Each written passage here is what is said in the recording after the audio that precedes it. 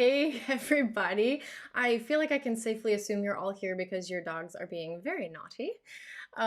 So hopefully we can help with that today. So, um, first of all, when it comes to living with another species, there are always going to be things that they do that we don't like.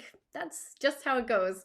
Um, but it doesn't have to be a constant battle if we're thoughtful about it. So if you are on a journey of learning how to teach your dog without using harsh methods, which is what we're all about here, this will be the video for you. If you don't know me already, my name is Jennifer Malloway. I am a dog trainer and behavior consultant, and today we are going to talk about a general outline of how to handle any misbehavior. Yeah. It's just a way to think through and problem solve. But if you have any specific behaviors that you've run into already that you just haven't quite figured out how to handle, drop them in the comments now, and we're going to talk about some specific examples a little bit later on. Yeah, just leave those comments now, and we'll jump right in. Thank you, Kevin. Let me make sure I'm not missing anything here. First of all, I need to know, Midwest Merchandiser, what kind of puppy did you get? What's his or her name? Tell us all about it. Love to hear about new puppies. Let's see. Oh, David says, my dog cannot be naughty. He's just being a dog. Karen says, David, we need to share Jennifer's show on Morning Invest. Yikes! Oh, I'm not ready for that. Okay, well, anyway, so I'll put it up on the screen, in 4 simple steps, how I kind of think through this. Yay, got the right one. Excellent. Anytime you're dealing with misbehavior, we want to first stop the behavior in its tracks. We're going to get real specific about how to do that because it can get real hairy in there. Number 2, accept responsibility because, as David said, they're dogs. They're making dog decisions. We can't expect them to do more than that. Number 3, prevent mistakes. If we know that they're likely to make mistakes, we have to arrange things so that they can't make them and rehearse the wrong behaviors. And number 4 is say yes. And we're going to talk about what that means later. But yeah, so let's see. I think I'll leave that up for now. Oh gosh, Midwest Merchandiser. Okay, so Pitbull mix, not really sure. It's a rescue, 3 months old. Her name is Charlie. Oh, cute. I hope we get to see a picture one of these days. But congratulations on getting a new puppy. That's so exciting. How long have you had her? Did you just bring her home or has it been a couple weeks? And have you run into any behavior problems already that you're like, what do we do about it? Today's the day. It's a good day to talk about it. Okay, so let's break these 4 things down. First of all, let's talk about number 1. 3 days. Oh, okay. All right, number 1. So we first of all have to stop the behavior, obviously. Depending on what it is, you know, they could be getting into something dangerous. They could be destroying something they shouldn't. But whatever's going on, our first order of business is we have to get them to stop. Yes? And a lot of times what our natural instinct is to do is to yell no, right? Some people even try to teach their dogs no, which is questionable, but we'll get there in a second. I like to do one of 2 things in terms of stopping the behavior. First is use what we call a positive interrupter. And we call it positive just to emphasize the fact that it's not supposed to be something startling or scary or threatening or intimidating to the dog. And in fact, it should be something that we actually condition or train. It doesn't require a lot of effort or time to train if you're worried about that. A positive interrupter could be, and in many cases, it doesn't even need to be trained to be useful right off the bat. So some examples of a positive interrupter might just be, like a happy clap or something. It could be, pop, pop, pop. Just using a lighthearted tone to get your dog's attention, because once we got their attention, we can take care of the rest of business, right? It could be, a whistle or some kissy sounds, whatever can just snap your dog, pull their attention away from whatever they're doing, so that we can get in there and show them what we want them to do. So some of these sounds, especially like the high-pitched kissy sounds, will naturally get a dog's attention with zero training whatsoever. But it's really nice if you do train it positively, which turns it into essentially like a miniature recall. Which means if you make the sounds followed by usually treats, with enough repetitions of this, your dog will hear that sound and naturally just come over to you.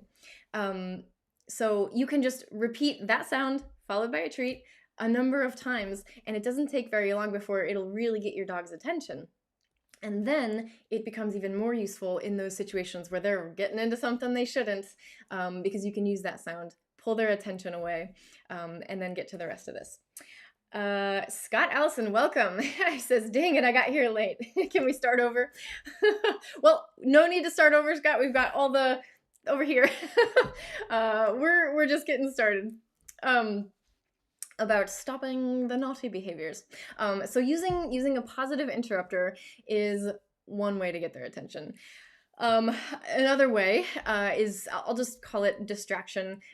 This is basically anything else that is untrained that can pull them away from the situation. So a distraction could just be tossing food somewhere else on the floor. It could be running away. Usually, if you run away from a dog, many dogs will chase after you. They'll drop whatever they're doing and like, oh, a fun game. Let's do it, right? So these are some ways to just distract your dog and get them to physically move away from whatever naughtiness they were getting into. Yeah, food, it could be a toy, it could be some action like running. But yeah, if your positive interrupter doesn't work, anything else that can pull their attention away and even get their feet moving away from whatever they're getting into is a good way to just stop the behavior without yelling or being scary or intimidating at all to your dog. Now, if you've watched any of my shows before, you'll know why we don't want to be scary or intimidating, but more specifically about why I don't like to use the word no when it comes to dogs, is because when we say no, that word, those little two letters, they carry with them a lot of meaning and baggage for us verbal creatures. And we usually use them, at least with our dogs, but actually probably in any scenario, when we use that word, we're usually frustrated or stressed or otherwise feeling negative emotions. And so that word comes out and it carries with it all those stressful emotions, which can be scary to our dogs who don't understand. They don't understand that word. And they may not, unless they've had some previous training, they may not even understand that they've done something wrong. They're just like, my human just got really scary, and it's unpredictable. And unpredictability for dogs causes a lot of stress and anxiety. If you have a particularly sensitive dog, one time of just being like, no, could cause that dog to be on high alert and cause some more generalized anxiety, which creates all these other problems that you just save yourself now. Don't use no. Welcome, Jesse. Hello. Jesse, you said your this show is good for your lab. So if you've got any specific behavior issues that you would like to talk about today, drop them in the comments now, and we're gonna come back to that. Um, so yeah, so when we say no, oftentimes, even without thinking, we are raising our volume, we are possibly scaring the dog, we are possibly, if this has happened on multiple occasions already, the dog has come to learn that that tone or that word comes to predict other scary things. If we've followed that up with, I don't know, any sort of manhandling the dog. And a lot of dogs are a lot more sensitive than we used to admit. Dogs who get trained, dogs who are selected to go into training for like search and rescue, for any protections sports, for any hunting, war dogs. That was like one of the first applications of dog training.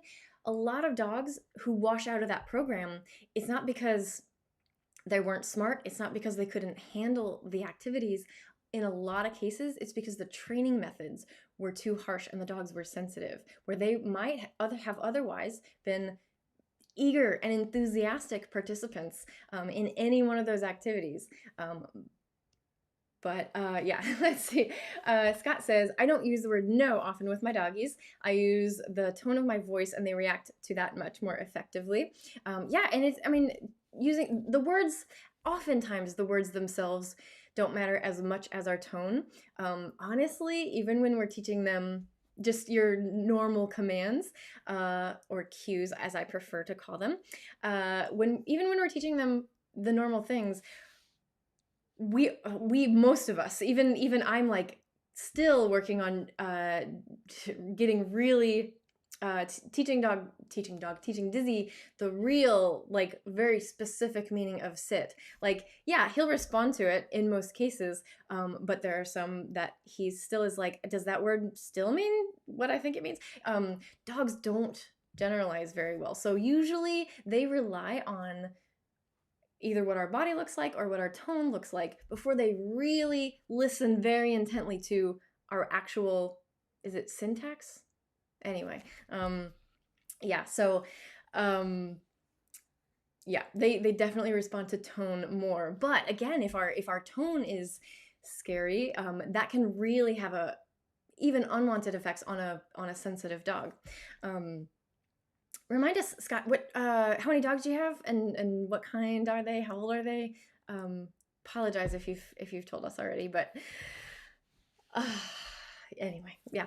Okay, so yeah, the our tone, our inflection, our demeanor, our body language, it is all this package that our dog responds to, and it often carries that emotional baggage that we want to protect our dogs from, because we don't have to use all that stuff to change their behavior.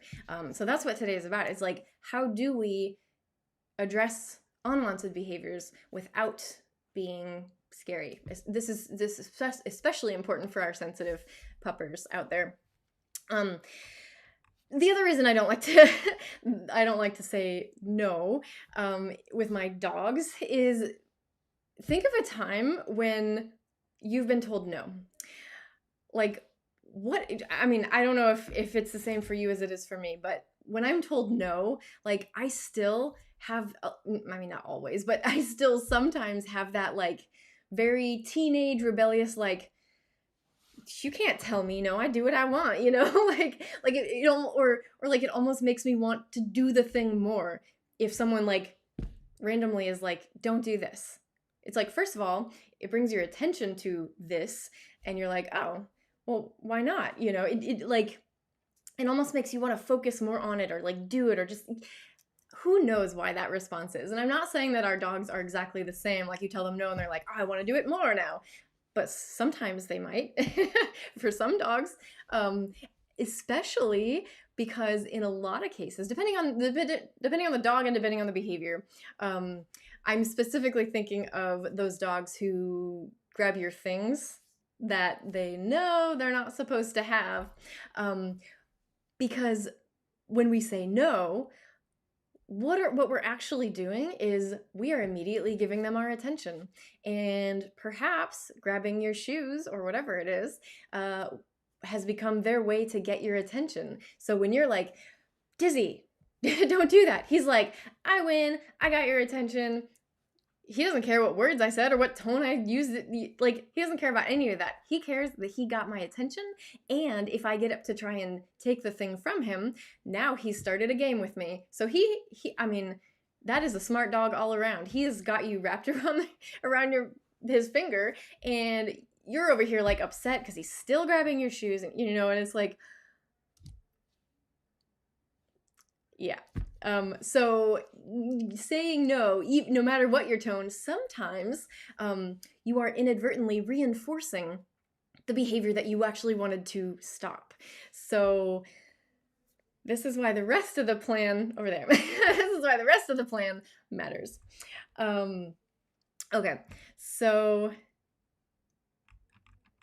yeah, I don't know. Just so if you have been using the word no, just maybe ask yourself, like, what would happen if you didn't, or at least maybe think about now as you move through your days with your dog, just kind of at least pay attention possibly to how often you say no. Bringing our awareness to it at least gives us an idea of what's going on, maybe how often it's happening, and what else we might or that we might want to do something else. Oh, Dizzy left. Poor bud. Okay, so that's number one. If you have any questions about that, anything that could warrant further explanation, of course, let me know. Otherwise, we're going to talk about number two. So when our dogs are doing things that we don't like,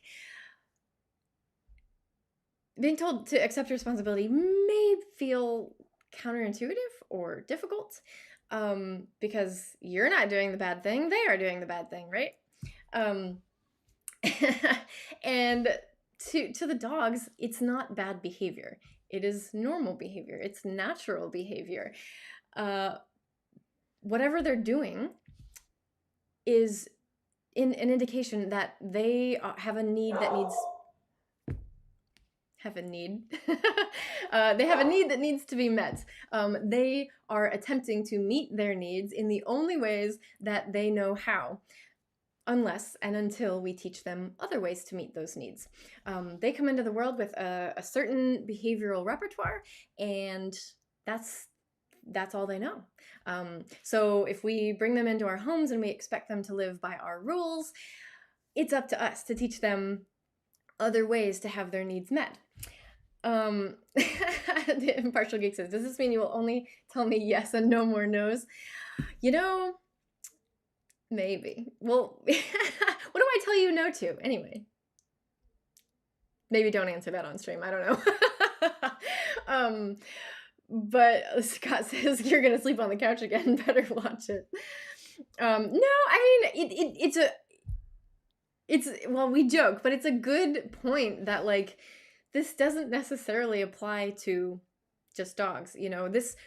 Honestly, I mean, the specifics maybe of anything I talk about on any live stream here, yes, it's about dogs, but the underlying principles are applicable to all of our interactions with anything, anyone and anything. So yeah, we're not, I mean, I have a lot to learn and a lot of skills to work on with my interactions with other humans, yes. But this absolutely still applies.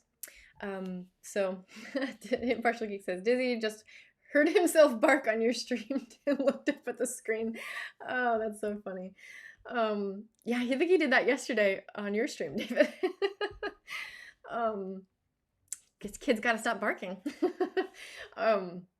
Okay, so yeah, so they're whatever behaviors are coming out, that is their way of meeting their needs, no matter what it is. But we often try to lay on top of them these moral implications. But the thing is, dogs do not and cannot have a moral compass. Dogs, it's just not in their cognitive repertoire. They will never understand right and wrong the ways that we do. I mean, hell, even even we have trouble nailing those concepts down just among ourselves. It's a higher level of cognitive processing, and while dogs are amazing and intelligent and have lots of skills that are worthy of talking about and honoring, just isn't one of them. We can't smell as good as they do, and they can't think about right and wrong the way that we do. That's just how it is. What they do understand, in the most simple way I can explain it, is they understand basically two things. They understand what feels safe and what does not feel safe, and they understand what works for them and what doesn't work for them. They will do more of what feels safe and what works for them, and they will do less or avoid what does not feel safe or does not work for them. That's what it comes down to. Safe, not safe, works, doesn't work. And they just don't have the cognitive abilities of humans. And expecting human adult level judgment from a dog is a recipe for failure, a recipe for disappointment. We don't even expect that of human toddlers. So expecting it of dogs at any age is it's setting our expectations too high. I mean, that's really all it is. So if they are doing something wrong, it is up to us to teach them and to arrange the environment, which is what we're coming to next with number 3, preventing mistakes. So if they make a mistake, it is up to us to change things so that they can't make the same mistake again. This usually means arranging the environment in some way that it is not possible for them to make a wrong choice. Now, here's where we're going to get into some specifics. And if you've got any specific questions, now's the time. But I've got a couple examples to start with. Oh, wait, I'm skipping ahead here.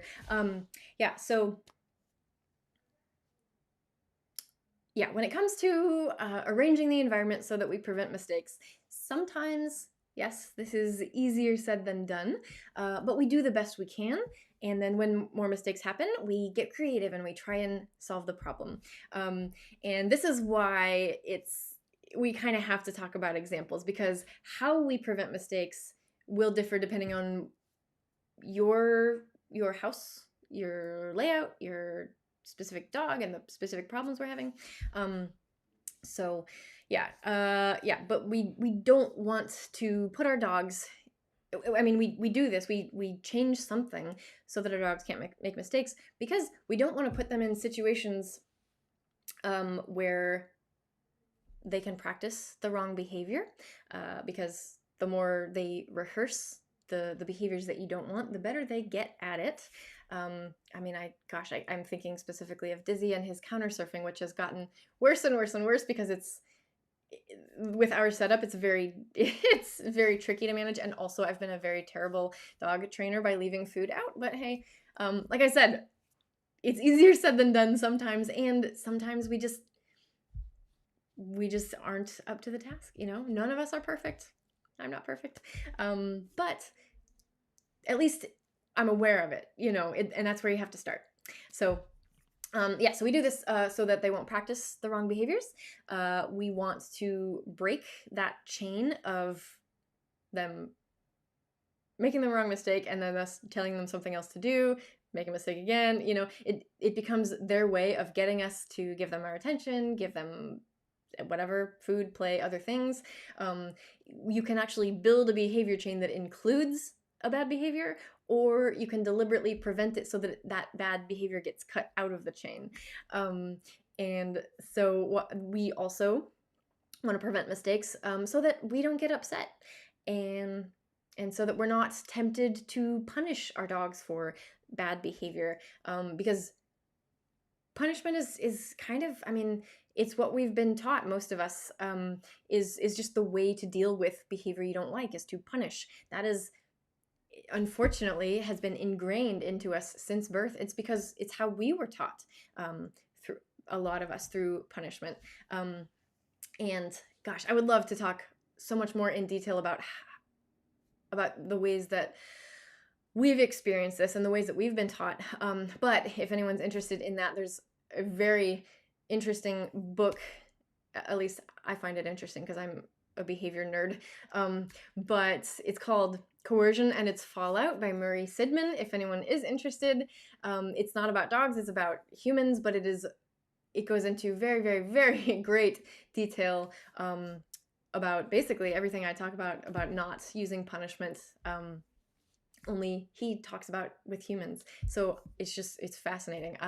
It took me a while to read it the first time. It's not an easy or quick read, but I think I'm about to read it again because it's that good. And that like important and applicable and like, anyway, a little miniature rant there. But Midwest merchandiser, dog proof the house. Check. Yes, absolutely. And there will be things that we don't think about, when you're going through your first pass of dog proofing, or there may be things that change as the puppy grows. They get bigger and then all of a sudden they can reach the counter. That wasn't anything you needed to worry about before, or they never went into that one room until one day they went in there and found something fun. So now it's like things come up and they happen. And that's kind of why I wanted to like lay it out in this formula, like a general way to deal with any naughty behavior, because it's going to totally depend on the dog and the behavior and what's going on. So yeah, things come up and we have to figure out ways to deal with each situation. But yeah, so anyway, the prevention piece is so important so that we don't get upset. We're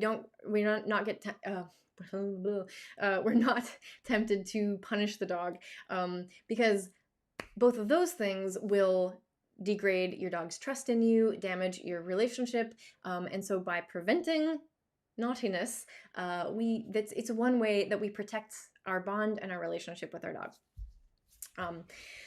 So let's talk about some examples.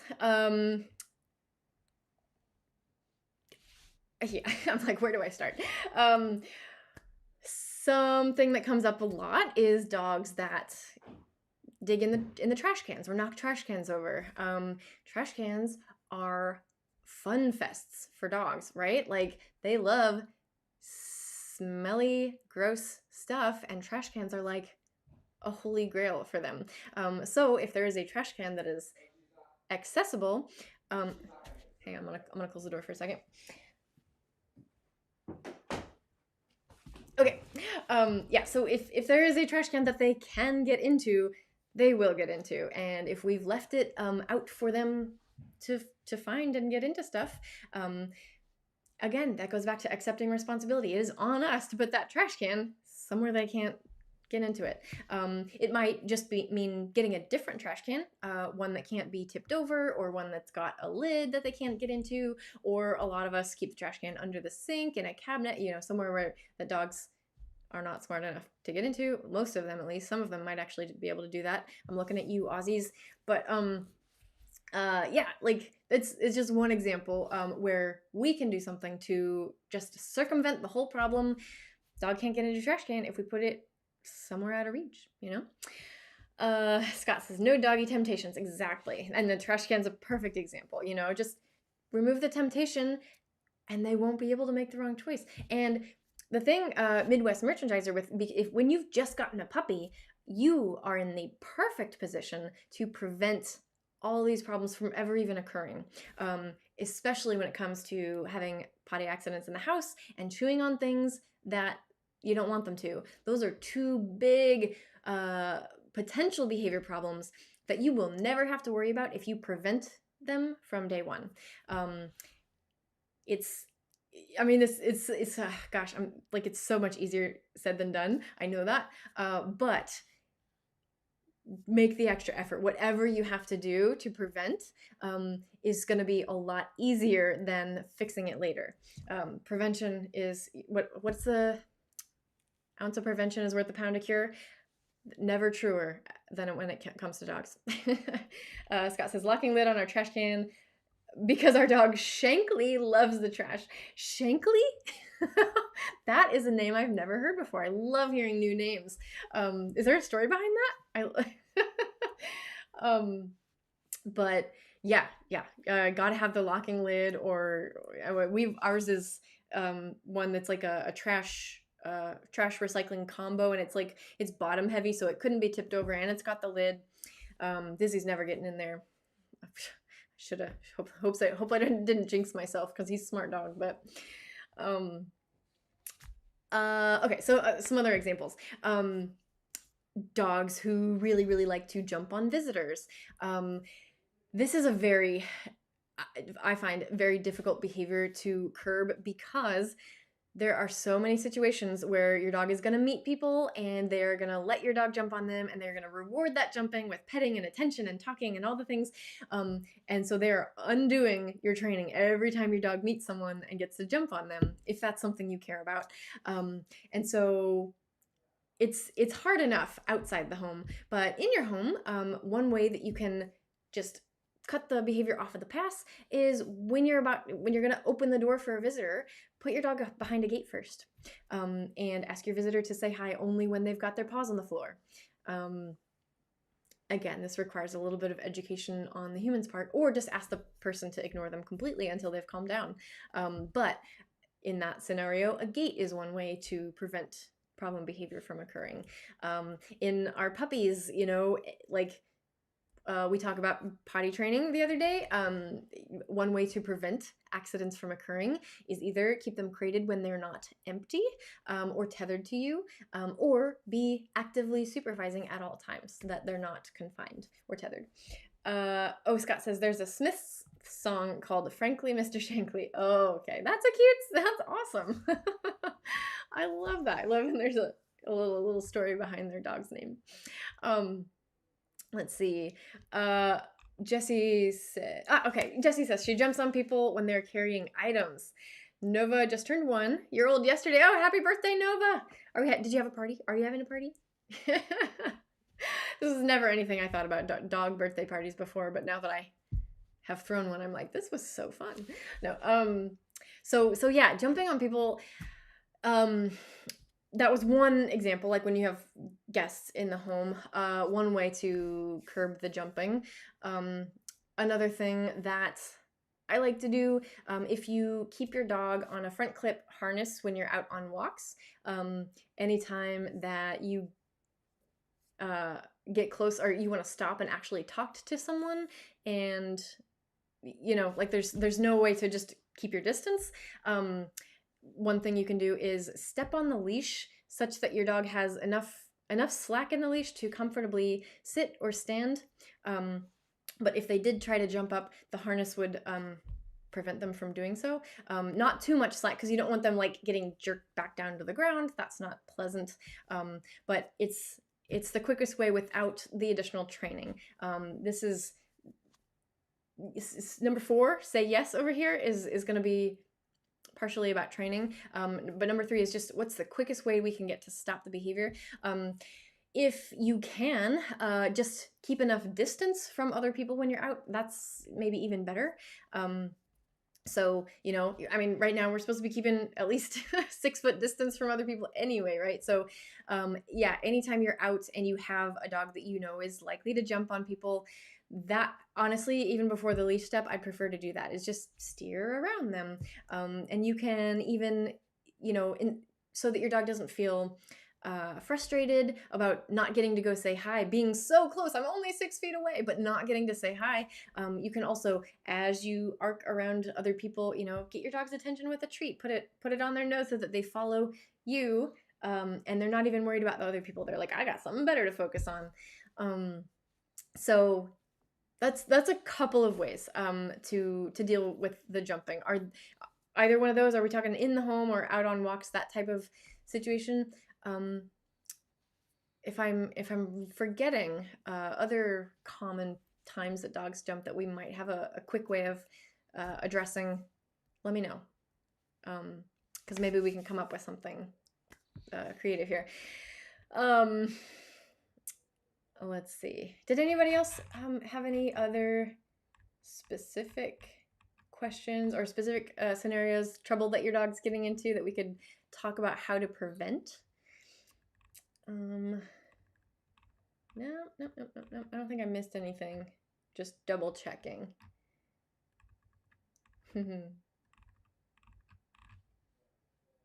Nope. Okay. Then we will press on. So we've prevented the mistakes, we think, we hope. But now, number 4, and this is a crucial component to the whole plan here, is that we have to find something to say yes to. If we can't say no, we have to say yes to something. We have to, no creates a void. No is, like I said, when a dog's doing something that we don't like, they're trying to meet a need. So if we just take that way of meeting the need away, we've created a vacuum, and something's gonna happen. And if we leave it up to the dog to choose, it's probably going to be something else that we don't like. And you're just going to be constantly following your dog around all day saying, no, don't do that. No, don't do that. No. It's so much easier to teach your dog what you do like. And when they're likely to be doing something bad, give them something you can say yes to. So, I mean, and some of the more obvious needs that your dog might be trying to meet are they're hungry, they're thirsty, they have a social need. That's usually the cause of the jumping, is that they need social interaction. Could be from dogs, could be from humans, but in dogs, I mean, dogs are such social creatures, that is a need that has to be filled, and we have to find a way to meet that need. Could be that they have to go potty for having accidents. They obviously have a need to go, and we have to find a way to meet that need appropriately. Maybe they just have excess energy and we need to find an appropriate outlet. But whatever the need is, your job as your dog's guardian is to figure out what the need is and find a way to meet it. There's a quote, and I don't know the exact quote, but I've adapted it to it makes more sense in the dog context to say it this way anyway, but I'll is just essentially that all bad behavior is an expression of unmet needs. This is true for us too. Like I said, most of the stuff I talk about, true for dogs, true for humans. Bad behavior that we do is usually an expression of unmet needs. The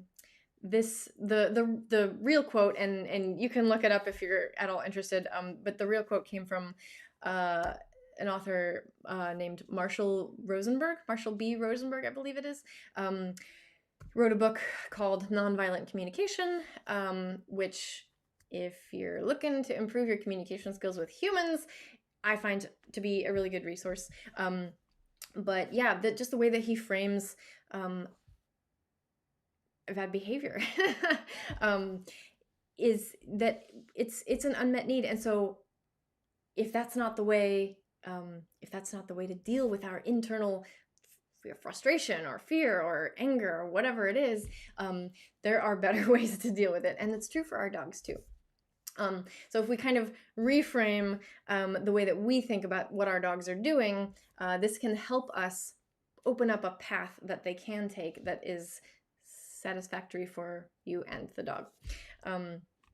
This is just like, kids at a restaurant. If you have kids or know anybody, if you've ever been to a restaurant where someone has kids that are being terrible, it's because they don't know how to act in a restaurant until we teach them, right? Or they have excess energy, or they're bored. They need stimulation. They need something to pour their focus into. So that is why we bring coloring books, why some restaurants provide crayons, and tablecloths to draw on, is because we have to give them something that they can do so that they don't crawl under the table, run around the restaurant screaming, whatever other bad behavior is happening, we give them an alternative to do that is interesting to them. Same for our dogs. If you don't want them stealing your shoes because they want your attention, take some time, set aside the time and play with them until they have that need met. Or if it's a chewing thing, they really just wanted to chew on the shoes, you have to provide them with chewies that are interesting to them. And there are so many different shapes and sizes and textures of chew products on the market, and not all dogs will like all of them. So if you have a chewing problem and you're like, I've gotten my dog chew things and he doesn't chew on them, he still goes back to the table legs or the shoes or what, first of all, go back to number 3, prevent those mistakes. Make sure your shoes are always picked up. Make sure the dog does not have access to the room with the table legs. And number 4, find something. Find a chew that they do like, because there's something out there for every dog. Charlie keeps nipping fingers. Advice on stopping that. Ooh, yes. But I'm gonna direct you to another video because I go into super great detail about how to deal with puppy biting. Because it's a really common behavior, and that behavior could be the expression of like 10 different unmet needs. And I talk about each and every one, and you're much better off getting the answer from that video than from me in a couple minutes here. Because yeah, how you deal with it will depend on what's causing it, so we need more detail, but yeah, absolutely good advice. If you don't find it, let me know. That video is probably just called puppy biting or something, but it's like probably the most common question from every puppy owner ever. So definitely check that out. Let's see.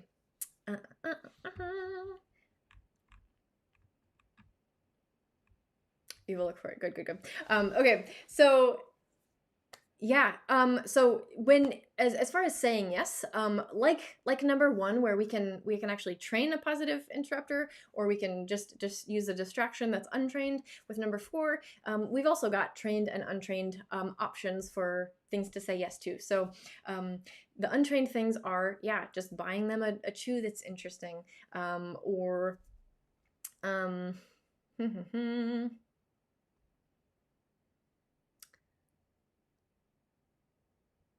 I totally lost my notes there. But yeah, or playing with them. Like I said earlier, talked about just like running away. If your dog is grabbing things around the home as a way to get you to play with them, run the other way. Don't chase your dog to get that object back. Don't do it, because they will start grabbing things more often.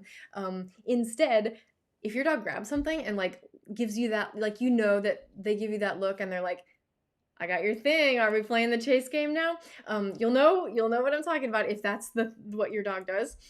If that happens and you run the other way, in a lot of cases the dog will drop that thing and chase you, and then you can like surreptitiously go back and just calmly put it away, without like, because if we're like, oh my God, you've got my shoe, and you chase them and you take it away, not only have you rewarded the grabbing of the shoe with your attention and with possibly even chasing them, which they love a lot of times, but also you've created this like value for the shoe. They're like, oh my gosh, that works. Like, shoes they get my human's attention so fast. It doesn't have to be a shoe. This is just an example. But yeah, if you, it just the more that you make a big deal about it, the more they're going to go back to that same thing, because it works so well, right? And remember, what do I say? Dogs do what works. So when you create a big hullabaloo about the shoe, guess what? The dog's going to go back to the shoes more often. Yeah, so that's, untrained things. We can run away, we can provide them with other things to do, But if we want to train an alternative, which I like to do, this is fun for me. So it could be fun to just teach them something else to do. So one thing that we're dealing with the jumping, or one way that we're trying to address Dizzy's jumping, is, first of all, going back to number 3, we do put him behind a gate when new people come over, and as often as I feel comfortable doing it, I will ask people, teach them, you can say hi, but let's wait until his 4 paws on the floor. But in the meantime, before he lifts those paws up, before he even, you'll see it, when they're gonna jump, you see the hind end kind of crouch down, those preparation muscle movements. Before the dog gets to that point, before the dog is even a few, maybe even several feet close to a person, ask them for another behavior. Most of your dogs probably already know sit. You've probably trained that. So if before they get close enough to that person, you ask for the sit, then they can sit and the person can say hi. And that is the saying hi and the petting and the talking to and the attention, that is all rewarding the sit behavior. And they can't be jumping if they're sitting, right? Sitting is incompatible with jumping. But you have to ask for it early enough before the naughty behavior happens, right? That is the tricky part, because a lot of times, at least, when it's just me and David around the house, we may not be paying attention to Dizzy, and we're not keeping him behind a gate from us all the time. So sometimes Dizzy will jump up on David when David's not paying attention, and then we have to ask him to sit, and then we can reward the sit. But like I said earlier, what is that creating is this nice behavior chain where Dizzy jumps, then he gets asked to sit, and then he gets attention. Whereas if we could be aware, notice before he gets to the jumping point, and ask for the sit, then we cut the jumping out entirely. And what's really interesting is dogs can absolutely learn that one set of rules applies to one person and a different set of rules applies to another person. And this has been borne out in our house because Dizzy doesn't jump on me and he doesn't lick my face. Like all the things that David complains to me about, I'm like, well, he doesn't do it to me. And it's because I use that extra effort that it takes to notice before he makes the wrong choice. And I reward him for not doing that. This is what I mean by saying yes, is if he approaches, and I can tell, out of the corner of your eye, and you get better at this with practice, right? It's just, if you're sitting on the couch, this is a situation where your dog often jumps on you. I'm using me as an example, but whatever it looks like in your house, if you often find yourself frustrated, the dog keeps making the same mistake and you don't know how to prevent it from happening, or it's one of those situations that's kind of impossible to prevent, then we got to focus a lot more on number 4, say yes to something. When he approaches, before he gets to the point of jumping on me, I can ask him to sit, or I don't even have to ask him to do anything. Just walking up to me and keeping those paws on the floor. If I lean over and give him little scratchies and I say hi and we cuddle, then I can go back to what I'm doing, and the jumping never happened. Dizzy got his need met for attention and love and whatever, and I got my need met of not being jumped on. But it has to start with us paying attention, and that often is the hardest part, honestly. But again, once you get better at it just like they get better at the behaviors we want them to learn, if we teach them, we can get better at the things that we practice. Karen, thank you for, she says, thank you for another wonderful show. Have to leave because my fur baby is telling me that she needs to go out to potty. See you on Wednesday. Thank you, Karen. Have a good couple of days. We'll see you Wednesday. Thank you for meeting your dog's needs. Yeah. So the jumping, that was one example of finding something else that you can say yes to and being aware of how to say yes before the bad behavior occurred.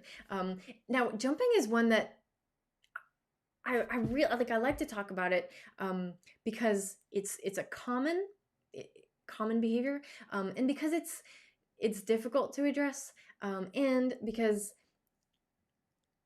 of this. Jumping is more often, the vast majority of the time, jumping is a pro-social behavior, which means that it is attention seeking. It's because your dog likes people, and dealing with jumping in the wrong way, meaning kneeing your dog or yelling at them to get down, or like if we deal with that in a way that is punishing, there is the risk, and this is not necessarily going to happen with all dogs, but again, like some dogs are more sensitive to others, and so I would much rather just treat all dogs, in the most happy, positive, constructive way that we possibly can, regardless of whether or not this would happen. But some dogs, if we react to a pro-social behavior in a mean, threatening, scary, negative way of some sort, we run the risk of teaching that dog that humans are not as pleasant. They are not to be liked as much as they thought. If we punish pro-social behaviors, there is the potential that the dog can we might be changing how they feel about humans. And if you have a dog who does not feel very positively about humans, then suddenly you've got a liability on your hands. You've got a dog who is potentially a bite risk. If they're like, humans are mean, then suddenly they might want to make humans go away versus wanting to approach them. I am talking about opposite ends of the spectrum, but for some dogs the spectrum is this wide, and for some dogs it's this wide. It comes down to the individual, right? If your dog is like pro-social here and we punish them, then all of a sudden they're like, no, I'm done with humans. I gotta make them go away. And how do dogs make things go away? Being scary, aggressive, biting. This is one of the reasons I say, especially with pro-social behaviors, we don't want to deal with that in a punishing way. We want to deal with it in a prevention and rewarding, reinforcing an alternative, acceptable behavior instead. Scott, have a great night. Thank you for coming. Yeah, we're about to wrap it up here, but just a couple final thoughts for you guys. We want to say yes, because if we don't give them the information or instructions of what they can do to meet their needs or find reinforcement, they are gonna go back to that thing they did wrong. It's going to lead to more frustration on your part. And again, it's going to be fun for your dog. They're getting your attention. So instead, we want to be yes men. And saying yes, being a yes man does not mean that you are lenient with your dogs, that you let your dog walk all over you, that your dog gets away with anything they want, that your dog can act however and you can do nothing about it. Not what that means at all. It just means that we're teaching them an alternative, incompatible behavior, and that we manage behaviors that I wrote something weird in my notes. That we manage behaviors that we don't want to happen in the meantime. And the cool thing about saying yes instead of no is that with very minimal effort, you'll notice that as we talk through these things, we've got an option for training, to pop training in there, but you don't have to. You can follow this recipe with pretty minimal effort and zero training, and start to see a more well-behaved dog. And that's pretty cool, because a lot of us don't, like, when I talk, words matter, right? Like, we talk about how words matter in different situations on here a lot. And one of these ways that I like to create a subtle distinction is Would you rather have an obedient dog or a well-behaved dog? The way that I think about these is an obedient dog is one who does what you say when you say it, whereas a well-behaved dog is one who just does what you want without you having to ask, right? So I mean, I like training, it's fun for me, right? But so I like to teach Dizzy cues, but if he just never made the wrong choice, I'd rather put my effort, my resources, my eggs into that basket of just teaching the dog the right things to do, without me having to ask in the first place. And that's one of the things. Like if you just shift your paradigm, shift your or reframe, we'll say, how we deal with bad behaviors is find something else to say yes to. You'll kind of see these bad behaviors fade away if you manage them too, if you prevent the mistakes too. One of my favorite analogies that I ever heard, I think it's the most beautiful thing, that I heard. This has been handed down. I heard it from a amazing trainer, Kathy Sadeo, but I'm not sure the original source. But this person said, and I believe it was in a gardening context. They said if you plant your garden densely, there won't be any room left for weeds to grow. And if we think about behavior as a garden, if you reward and reinforce the behaviors that you do like a lot, like way more than you think, there won't be any room for those bad behaviors to crop up. It's such a perfect, beautiful metaphor. And one of the reasons that, like, you just find things to say yes to, find things that you can say yes to for your dog, so that their needs are met, and the bad behaviors they'll go away, right? If they don't get a chance to practice them, and if they have another way of getting that need met, there will be no need, right? So that's it for find things to say yes to instead of no. So yeah, again, guys, if you have any specific trouble spots with your dog, you can always comment on the video or send me a message, shoot me an email. I would love to be able to talk specifically about the things that you're dealing with in your home. But otherwise, hopefully this can help you troubleshoot in your own home with your own dog. And if you've enjoyed this, of course, I would always appreciate it if you hit the subscribe button, like the video, share it with someone else who it could help. And there are a couple links in the description too that might be interesting for you to check out. So yeah, as always, thank you so much for joining me. Hope you enjoy the rest of this Monday, and I hope to see you again on Wednesday. All right. Thanks all. Bye-bye.